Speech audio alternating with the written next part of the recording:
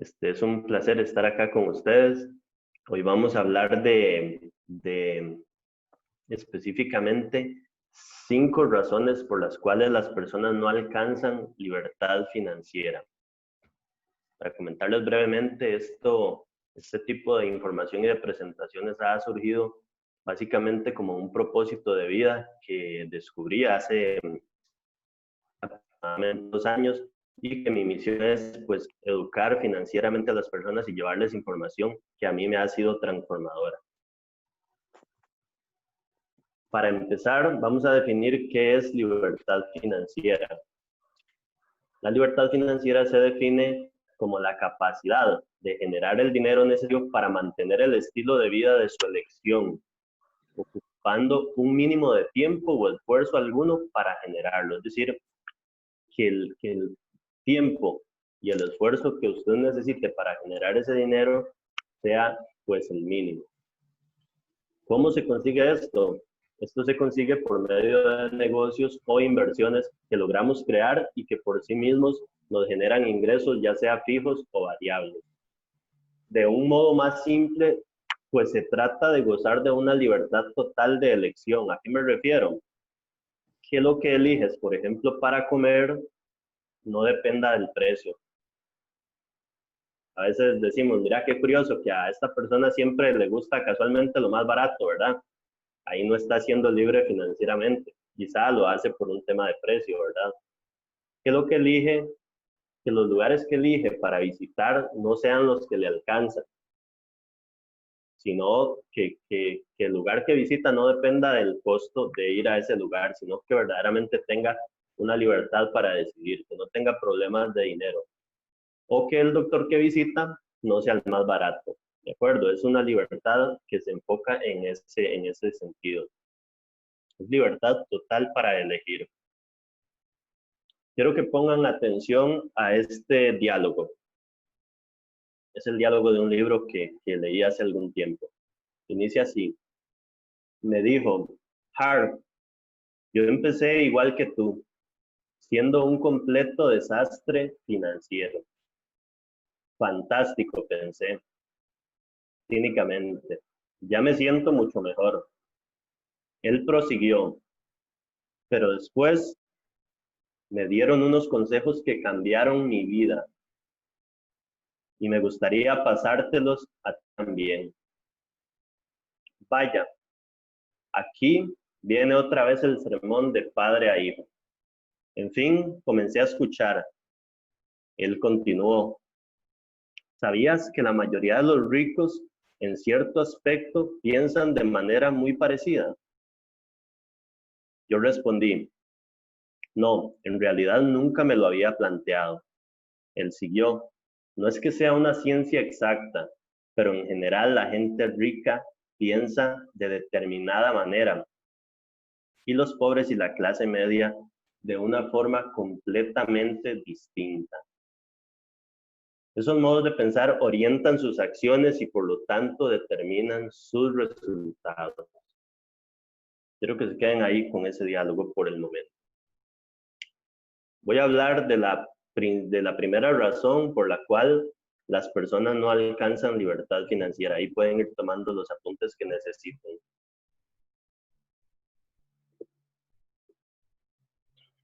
La primera razón es que no se controla lo que no se mide. Me refiero a que las personas no saben en qué se les va su dinero ni cuánto gastan en cada cosa. Las personas reciben sus ingresos, su salario, y simplemente van sacando conforme se les van presentando los gastos o llegando los cobros.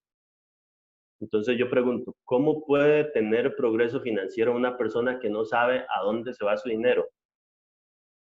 Si sus hábitos de consumo le llevan a la ruina o a un estilo de vida monótono y limitado. Volvemos al punto que les hablé de con base a qué eligen sus cosas. Entonces, ese es el primer paso. No se controla lo que no se mide. Necesitamos saber hacia dónde fluye nuestro dinero. Como punto número 2, tenemos lo que yo llamé incapacidad de elección por falta de visión. Ya les explico qué significa esto. Incapacidad de elección por falta de visión. Acá me refiero a que no puedes decidir qué prefieres de dos cosas si solo conoces una. Si te pregunto, ¿cuál país te gusta más? ¿Irlanda o Grecia? No me podrías contestar si solo has visitado uno de ellos.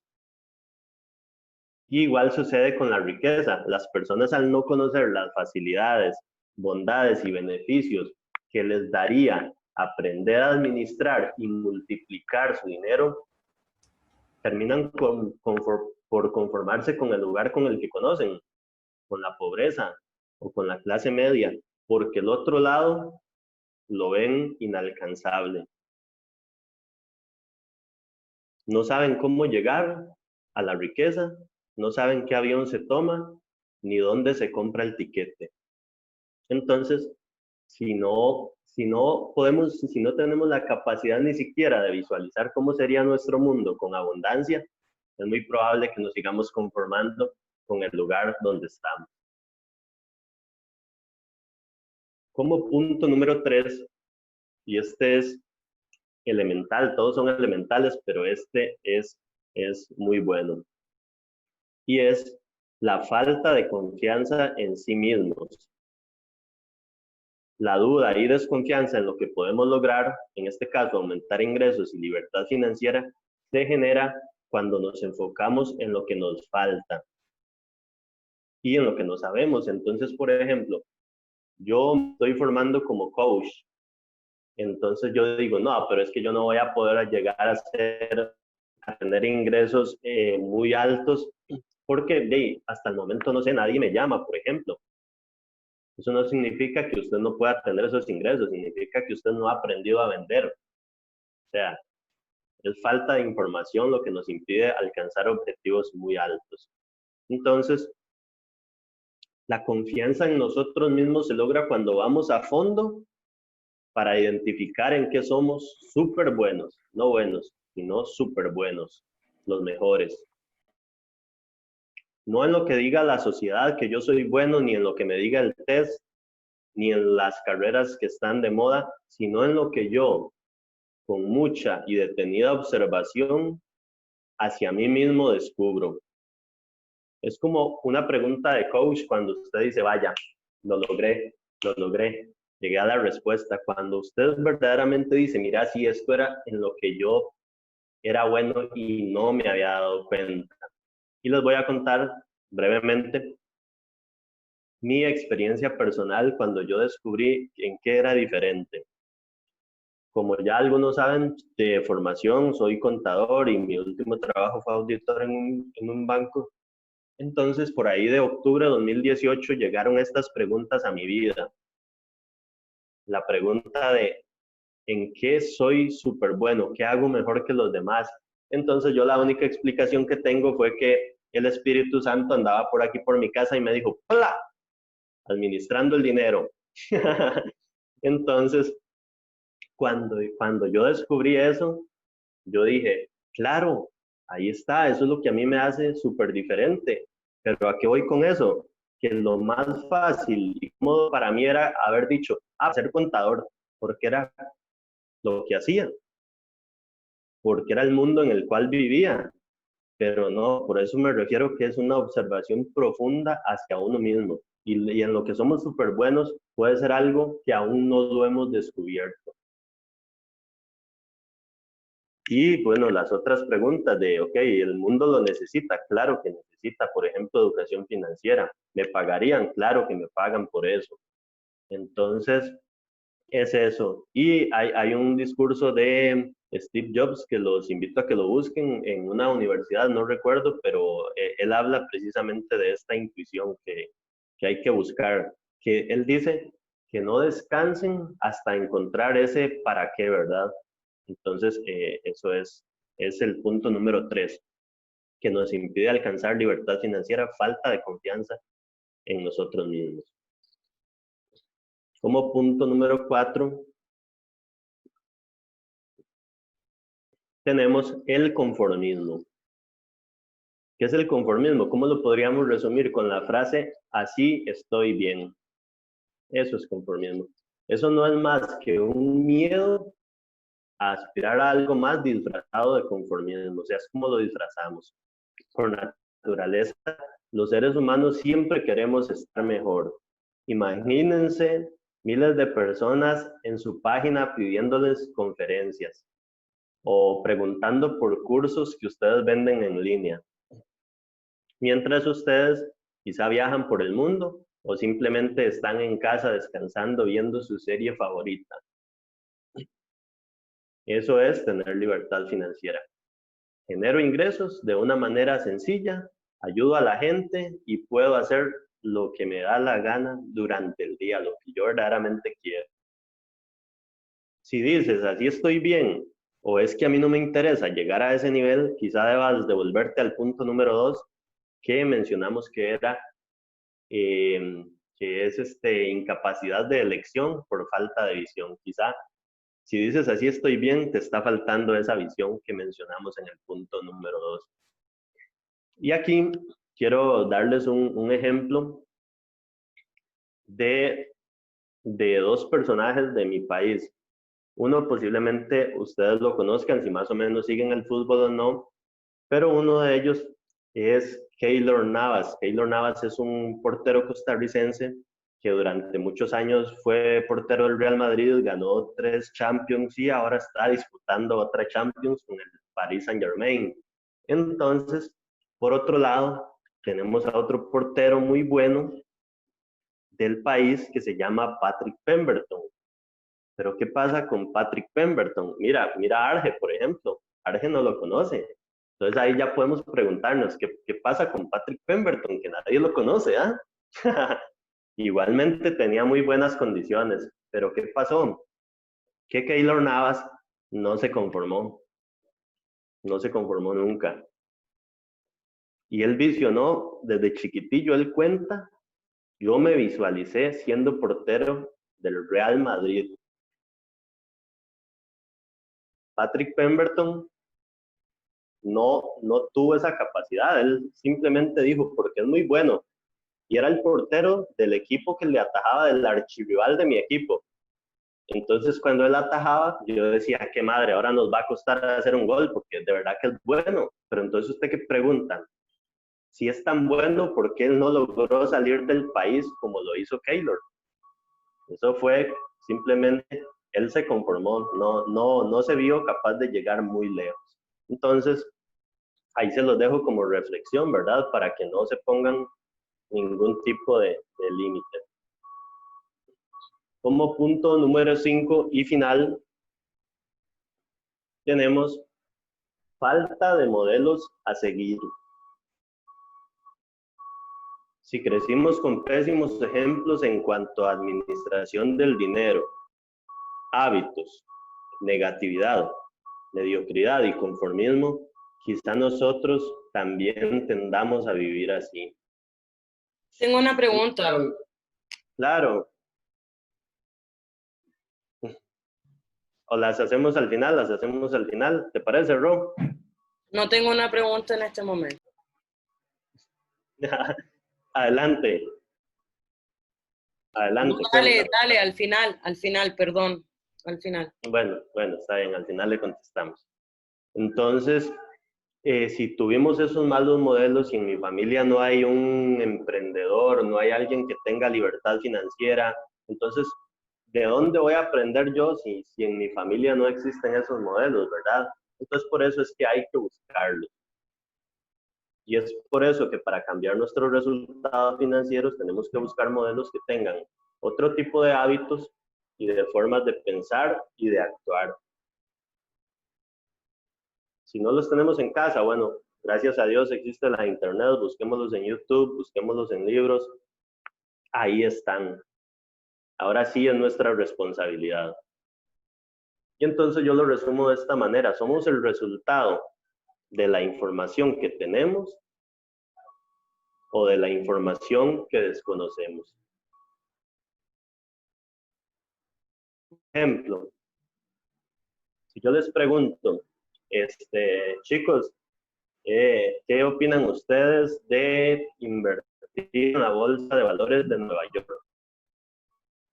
Quizá digan, David, no sé, eso suena muy pro, ¿verdad? Eso suena súper, súper, súper inalcanzable, ¿verdad?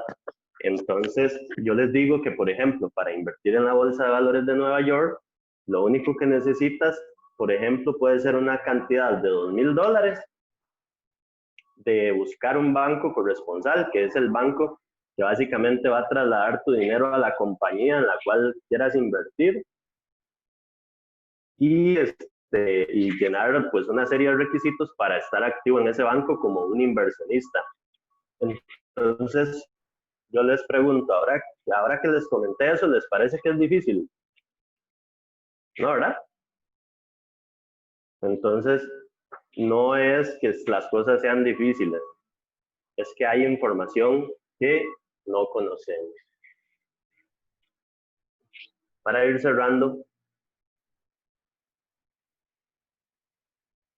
quiero que reflexionemos en esto, porque mucha gente dice, bueno, es que, ay, no sé, usted solo se enfoca en el dinero, no sé, me parece cansón, me parece materialista. El objetivo de crear riqueza no es principalmente tener mucho dinero. El objetivo de crear riqueza es cultivarte para crecer hasta convertirte en la mejor versión de ti mismo. De hecho, ese es casi el objetivo de todos. Si ustedes me preguntan, David,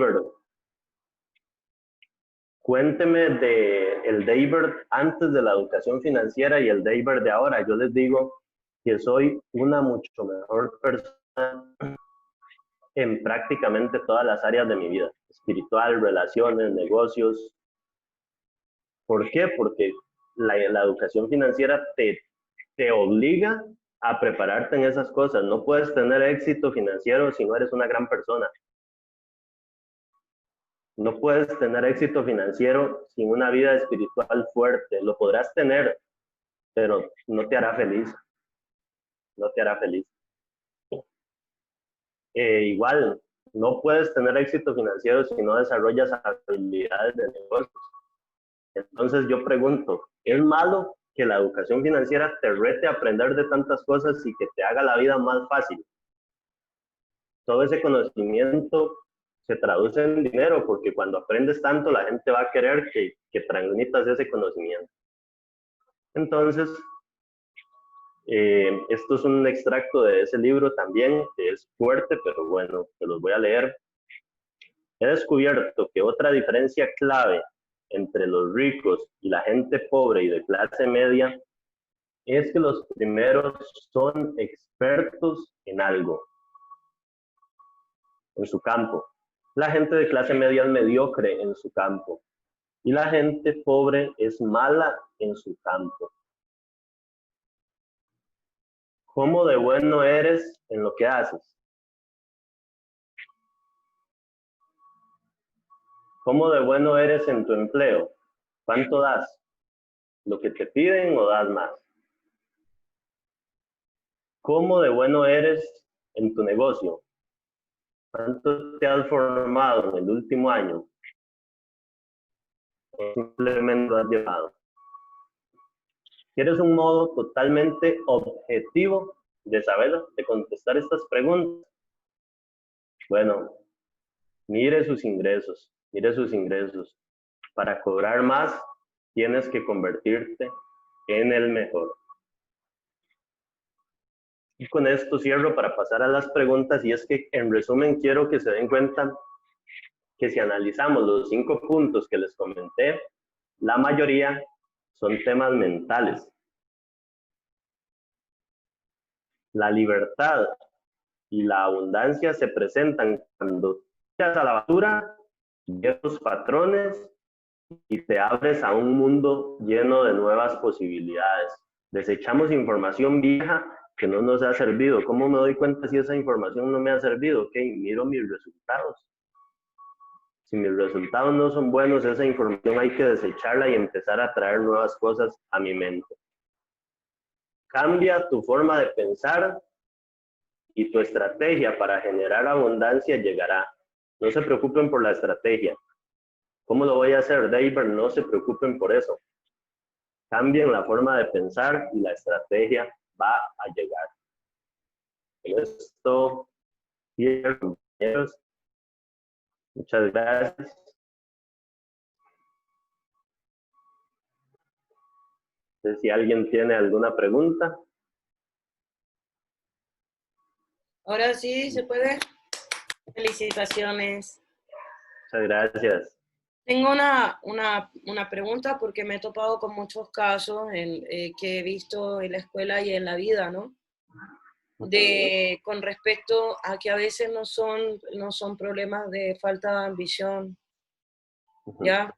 Hay veces que tienen quiebres sumamente fuertes con relación al dinero o tienen quiebres sumamente fuertes emocionales que no los permiten tomar trabajos mejores o no los permiten tener una buena relación con el dinero, que cuando lo toman lo pierden, ¿ya? Por creencias como, por ejemplo, que los ricos son malos, que la gente de plata es horrible, que la gente de plata... Acá, por ejemplo, en Colombia, la gente de plata es narcotraficante y yo no quiero ser narcotraficante.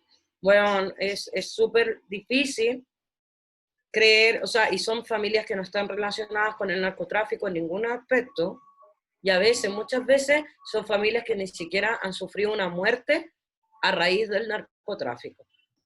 Pero ellos tienen esa relación de la maldad con el dinero. O es que yo no quiero cambiar, ya voy a cambiar tanto que me voy a alejar de eso. Entonces, siento que si bien los 5 puntos son sumamente importantes y te agradezco muchísimo las distinciones perfectas que hiciste, ¿cómo nosotros podemos trabajar o visualizar que si no nos sentimos reflejados en los 5 puntos que hoy marcaste, si tuviéramos algún quiebre por ejemplo, personalmente pasé un quiebre recién, hoy día más bien visto, y yo soy una persona ambiciosa, que tiene mucho criterio, que estudia muchísimo, que veo referentes, que todo, pero con el quiebre que andaba dando vuelta, el estupidez de quiebre, porque era una hueá nada que ver con respecto a finanzas, ya me vi que había una transversalidad completa que me sentía mal si ganaba plata o tenía éxito.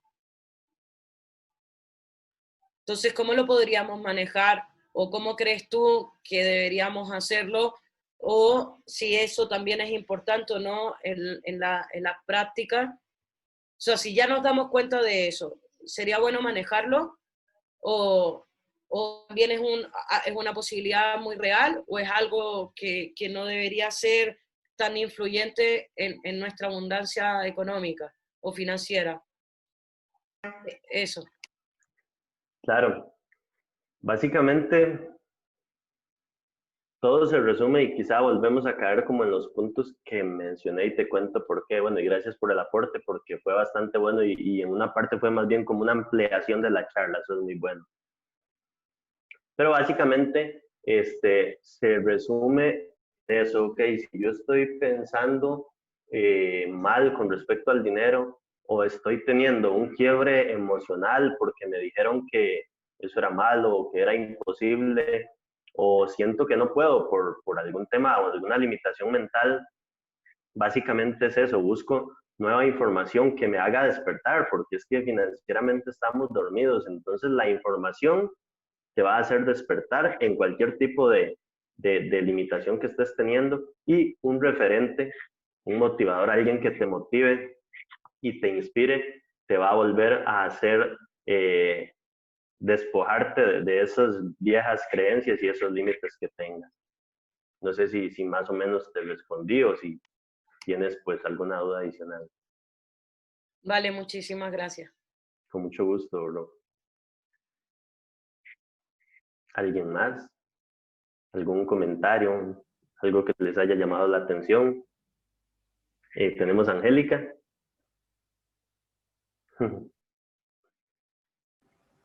Hola, muchas gracias por todo el aporte. Me parece excelente, sobre todo porque ahora que vamos a empezar, o que ya empezamos a trabajar la marca personal, debemos empezar a quitarnos muchas telarañas, porque realmente así lo reconozco, con referencia a que ahora vamos a ser visibles, vamos a tener nuevos ingresos. Entonces, mi pregunta va con referencia a esa, a nosotros realmente, inclusive, o sea, te hablo de mi experiencia. Cuando salí de la universidad, a mí ni siquiera me dijeron, Angélica, tú tienes que cobrar tanto. Y entonces queda uno con la sensación de que si le cobro mucho, le cobro muy poquito, así van a referenciar mi trabajo, y entonces uno queda con el temor de cobrar hasta por el servicio, ¿verdad? Y entonces uno le ve como lo malo. Y con mi esposo nos pasó algo en esta búsqueda, porque realmente ni siquiera en la parte financiera, los bancos solamente nos enseñan es a endeudarnos, a darnos créditos, libre inversión y demás, pero nunca tampoco siento que nos brinden también la posibilidad de aprender financieramente de cómo manejar el dinero. Y tú algo que comentaste fue lo de las bolsas. Y con mi esposo en esa búsqueda de querer mejorar las finanzas y demás, nos metimos en Forex y demás, y como no sabíamos, entonces me recuerda eso de la falta de los modelos y esa visión, entonces terminamos cometiendo errores y hasta perdiendo plata. Entonces, ¿qué recomendación nos darías o me darías si quiero invertir? ¿Cómo sería la mejor manera de hacerlo sin que nos tumben la Sin que plata? les vaya mal, claro. Bueno, con respecto al tema de cobrar y de los ingresos, por ejemplo, recuerdan que en el punto número 3 les hablé de falta de confianza en sí mismos. Cuando yo tengo confianza en mí mismo, sé lo que he estudiado, sé lo que sé, yo no voy a tener ningún problema para cobrar lo que vale mi trabajo. Es decir, yo digo, ok, es tanto porque yo ya estoy tan seguro de lo que sé que por ese lado no tengo problema en cobrar. Igual, obviamente tengo que considerar la economía de mi país o la economía mundial, ¿verdad? Para que pues también sea un tema como accesible. Pero otra forma de cobrar que yo utilizo es que esto que yo tengo para mí es un propósito de vida, no es un negocio para hacer dinero. Entonces, yo siempre que alguien se acerca a mí para instruirse financieramente, obviamente yo tengo que saber los ingresos de esa persona, porque hey, se trata de eso, ¿verdad? De que me diga cómo se maneja para yo ayudarle. Entonces yo le cobro de acuerdo a esos ingresos. Si viene una persona que gana al mes $600, yo le cobro de acuerdo a esos $600. Si gana $100,000, yo le voy a cobrar un montón porque yo trabajo de acuerdo a las posibilidades de cada quien para que nadie se me quede por fuera. Yo valoro la intención y el deseo de aprender. Con respecto al tema de cómo hacer para que no me vaya mal en una inversión, básicamente es estudiar mucho, informarse mucho, hasta que usted verdaderamente entienda cómo funciona. Y ahí es donde entramos, por ejemplo, los asesores, que ya pues vivimos en este mundo. Entonces, ¿qué es mejor? ¿Pagarle cierta cantidad de dinero a un asesor o perder todo el dinero por no haberle preguntado a un asesor? ¿Verdad? Entonces, así como aprendemos un idioma, también tenemos que pagar para aprender a invertir. Entonces es mejor conocer bien, tener a alguien de confianza que nos pueda decir, mira, estoy intentando esto, estaré considerando todas las posibilidades o estaré dejando algún detalle por fuera que pueda que haga que esa inversión me salga pésima. Entonces es esas dos cosas. Y lo otro es que ojalá sea algo que te gusta. Si a mí me preguntas, por ejemplo, Forex, yo no he invertido en Forex porque la verdad Forex no me llama la atención. Puede ser bueno, puede que no, pero yo no invierto porque no me gusta. Si a mí no me gusta mucho la inversión, yo no invierto en eso porque no voy a hacer ese paso que le acabo de decir, que es investigar y entender, porque simplemente de momento no me atrae. Entonces es eso, que sea que también te gusta. Puedes empezar con algo relacionado con lo que ya haces. No sé si alguien más. Rogelia, Bueno, si alguien más levanta la mano es que aquí veo. Ujú. Por ejemplo, en mi caso que desconozco casi todo de finanzas y quiero comenzar, ¿qué me aconsejas? Yo te aconsejo dos cosas. Número uno, que empieces a buscar literatura relacionada con finanzas que a veces las personas piensan que va a ser algo muy numérico, muy aburrido, pero no, no se trata de eso. Entonces yo te recomendaría dos cosas, que empieces a leer literatura, yo te puedo recomendar algún libro, y también que empieces a informarte cómo vas a administrar tus ingresos. Cuando leas la literatura, posiblemente te vas a motivar a utilizar alguna herramienta para administrar tus ingresos, a llevar algún control de cuánto entra, cuánto sale. Entonces, empezar por ahí, por esas dos cosas, quizá paralelamente o quizá una primero, pero básicamente es nueva información y nuevos hábitos. Gracias. Mucho gusto. Yo quisiera hacerte una pregunta. Adelante, Laura. Bueno, más que pregunta es, ¿cómo nos podrías hablar o explicar algo sobre la economía digital? Sí, eso es sumamente interesante y justo un día de estos pensaba en eso porque a mí me llama mucho la atención cómo todo el modelo de negocio digital pues pone en riesgo muchísimos puestos que antes los realizaba una persona y con eso me refiero a aplicaciones, ¿verdad? Por ejemplo, antes para pedir un servicio de taxi teníamos que llamar a la central de taxi, nos contestaba una persona, esa persona contactaba con los choferes y pues nos enviaban uno. Ahora no, ahora solo lo pido por una aplicación. Entonces, pues ya ahí hay temas de puestos de trabajo que se pierden. Sin embargo, en este momento tenemos que usarlo a nuestro favor. Entonces, básicamente es, en este caso, ¿cómo nos podemos beneficiar de eso? Y enfocándonos a libertad financiera y a negocios, es básicamente poner nuestro servicio, nuestro contenido en venta de una manera digital, que se haga de una manera automatizada. Simplemente alguien quiere mi curso, se mete, lo compra, lo paga y se lo enviamos como lo que estamos haciendo ahora. Entonces, si no tenemos ese conocimiento, pues vamos a tener que pagarle a alguien. Es mejor pagarle a alguien que gastarnos tratando de entender algo que quizá no nos gusta, ¿verdad? Ese es otro buen consejo financiero. Tenemos que saber todo. Especialicémonos en algo y las otras cosas que ocupemos para llevar a cabo nuestro negocio, pues la buscamos en otras personas que sean especialistas en esa área. Ok, gracias. Con mucho gusto. Acá, Alonso. No Sí. sé si me escuchas bien. Sí, Sí, adelante, buenísimo, Alonso. buenísimo. Es que tengo problemas con este audífono, entonces, bueno, eso.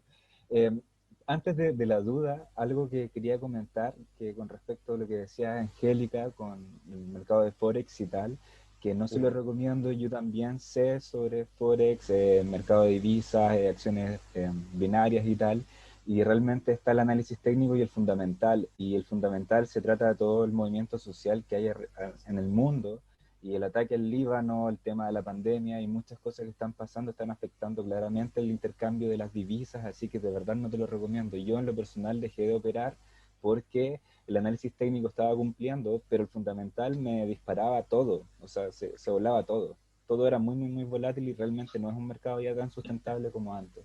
Ese es como un tip que le quería dar a Angélica, que ojalá que lo tome en cuenta para que no pierda dinero.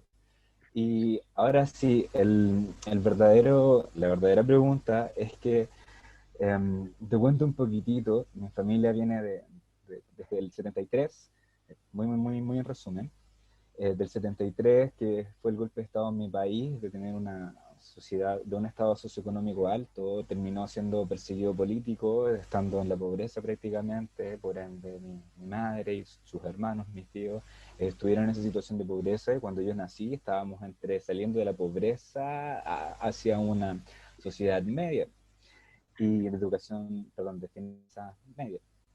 Y dentro de eso, claramente que ya la mentalidad de tantos años con tantos traumas por persecución y cosas así, afectó la relación con el dinero, claramente. Y yo he detectado muchísimos quiebres haciéndome auto-coaching. Uno de los más poderosos fue que yo no quería ser como mi yo proveedor en cuanto a lo económico, que era la persona que llevaba el pan a la mesa, pero la persona que llevaba el pan a la mesa estaba sumamente afectada, sumamente distorsionada, con mucha tristeza, con muchas cosas, y yo no quería hacer eso. Yo no quería hacer eso, entonces tenía una mala relación con el dinero. Todo eso ya lo sané, ¿ya? Me costó años, años sanar todo ese tema. Tengo modelos financieros, me he leído bastante respecto al tema, ya he dado como esos pasos.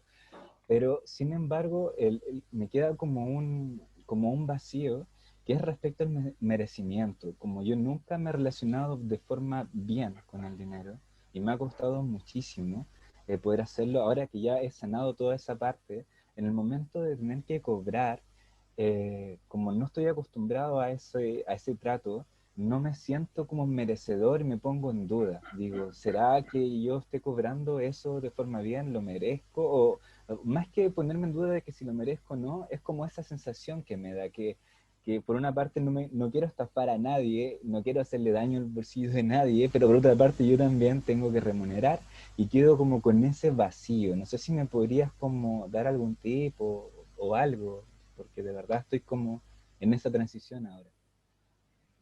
Claro. Y ahorita, por ejemplo, ¿te refieres a, por ejemplo, cuando cobras servicios de coaching o tienes algún otro tipo de servicio en que sientas esa misma sensación, valga la redundancia? Sí, sí, la verdad es que es en general. Por ejemplo, ahora yo estoy Ujú. en pleno proceso de cambiarme de casa y he tenido que estar viendo cosas de la casa.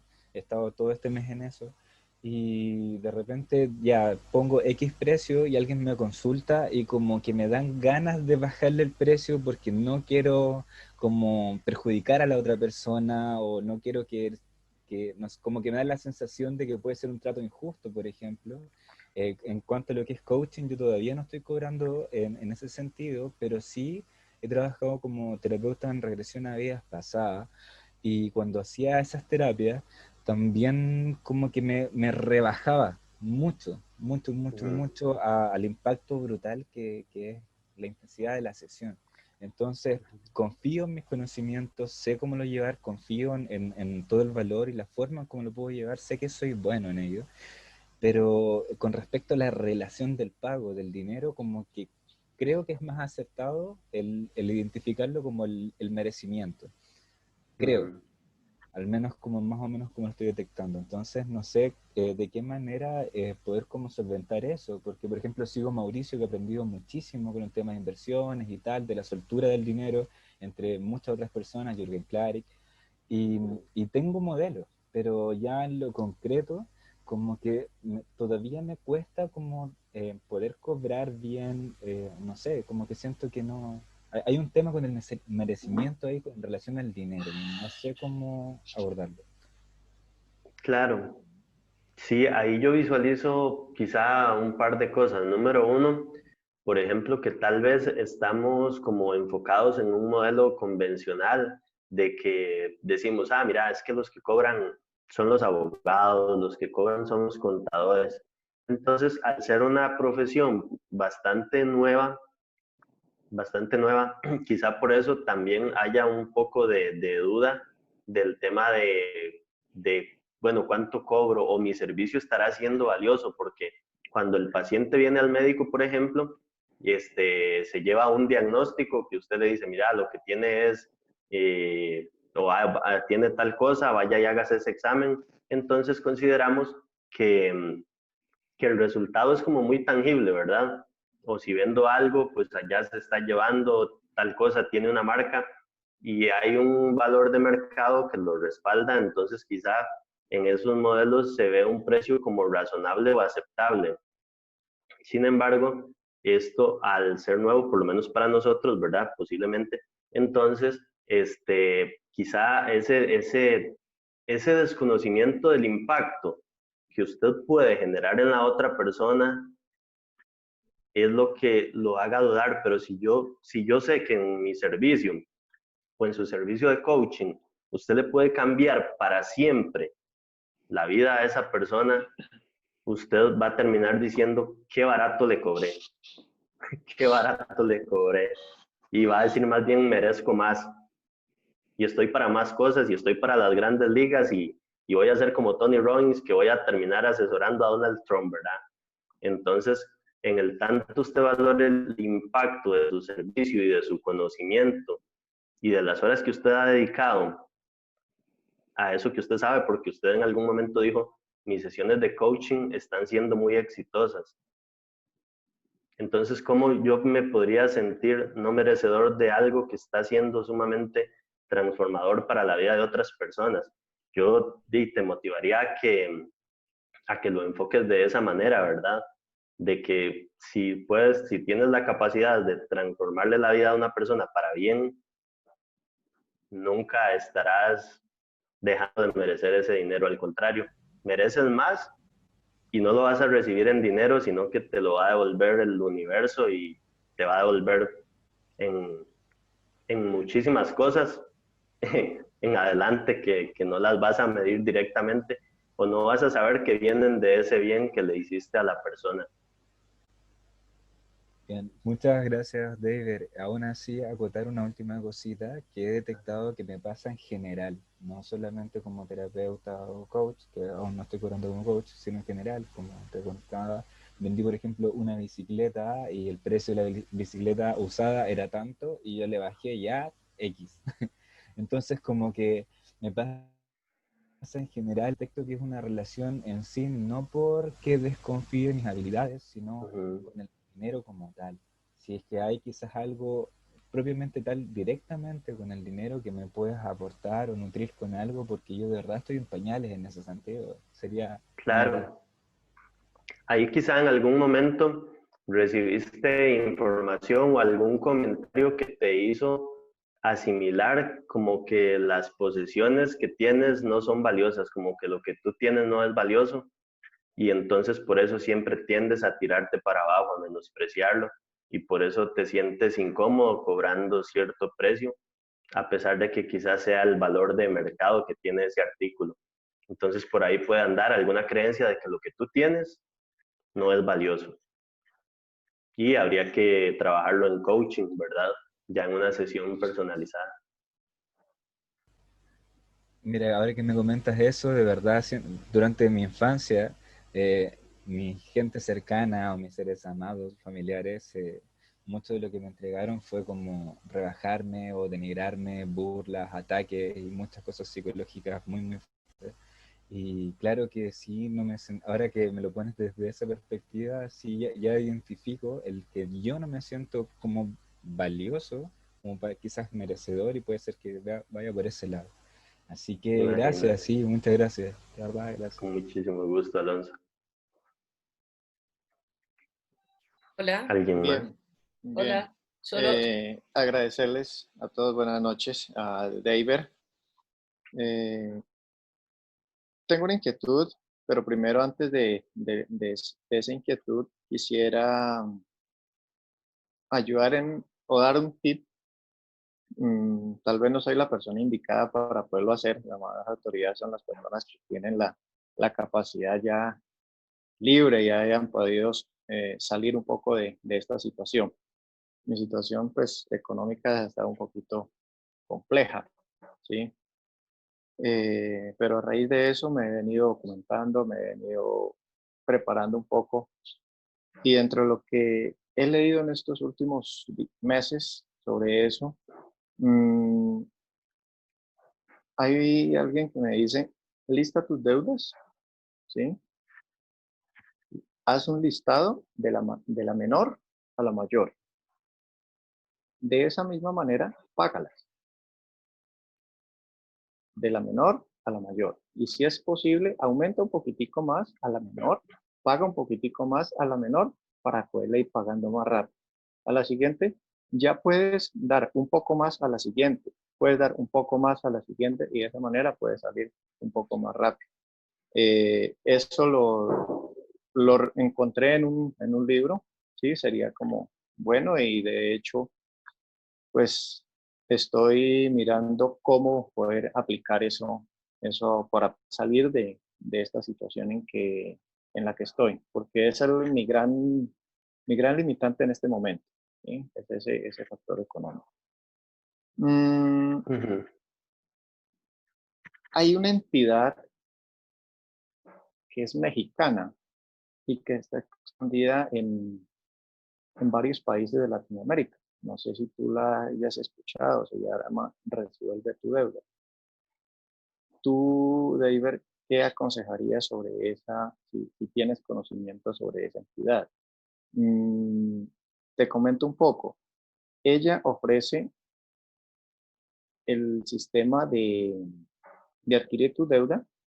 Tú abres una cuenta bancaria en otra entidad bancaria diferente a las que tú tienes las deudas a través de una fiducia y vas consignando allí una cuota la que tú propongas, ¿sí?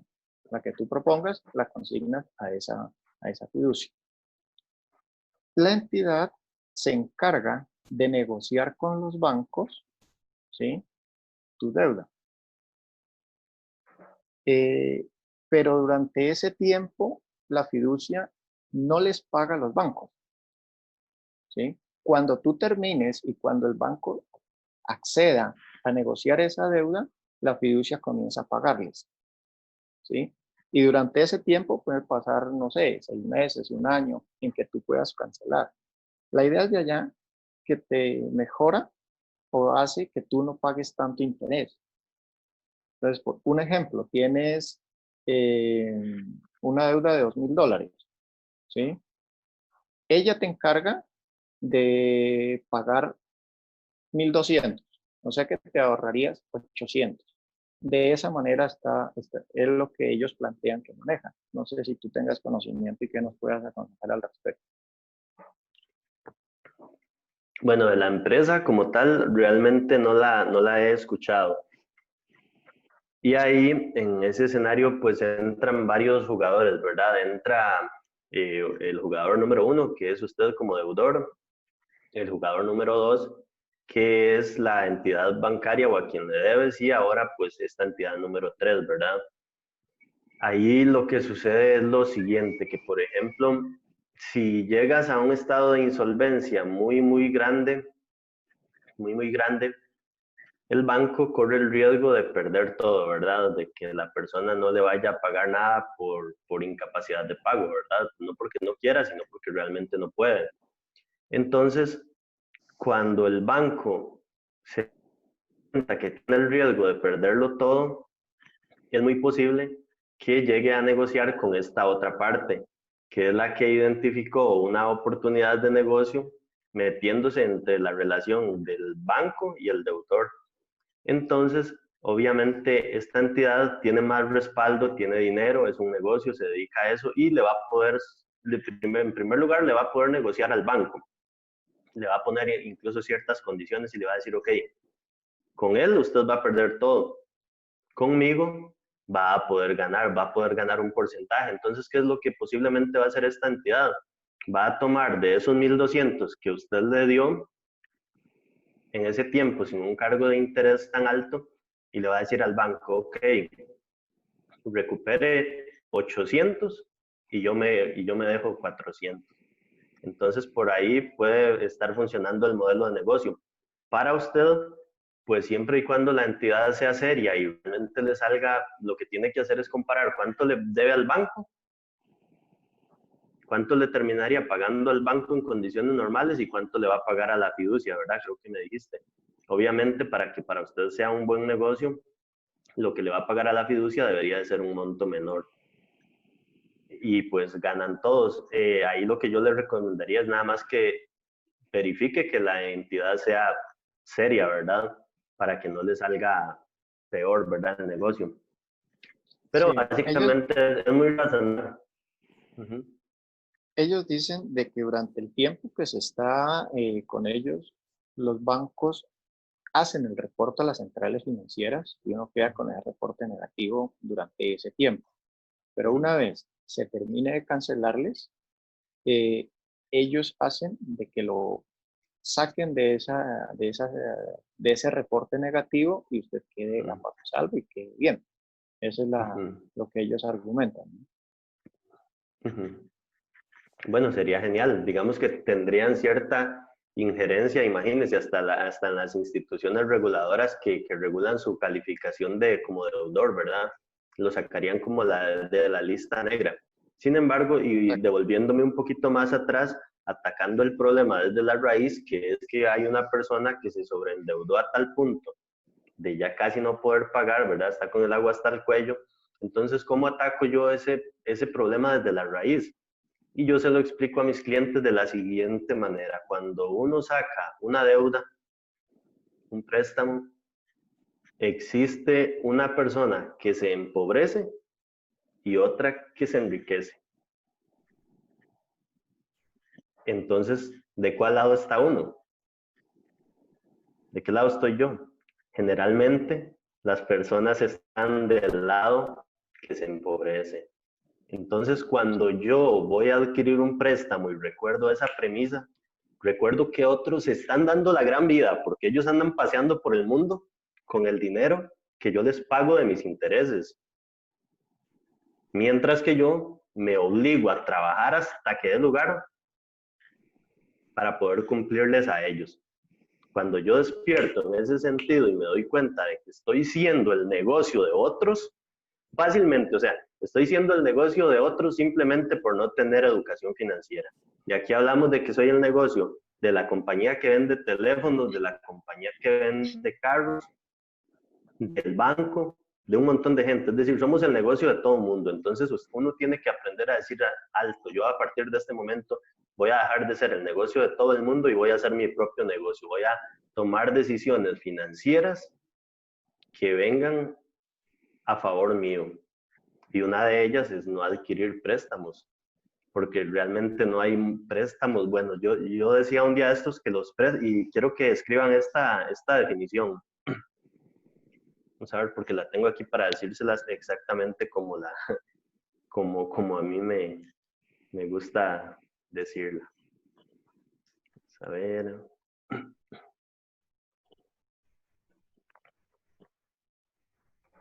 Dice así. ¿Qué son las deudas? Las deudas son compromisos de pago a futuro que se originan cuando una persona empieza a adquirir de pago a futuro. Las escribes en el chat. Sí, está bien. Son compromisos de pago a futuro que se originan cuando una persona empieza a adquirir generalmente cosas que quiere tener, pero que no puede pagar. Ese es el origen de las deudas.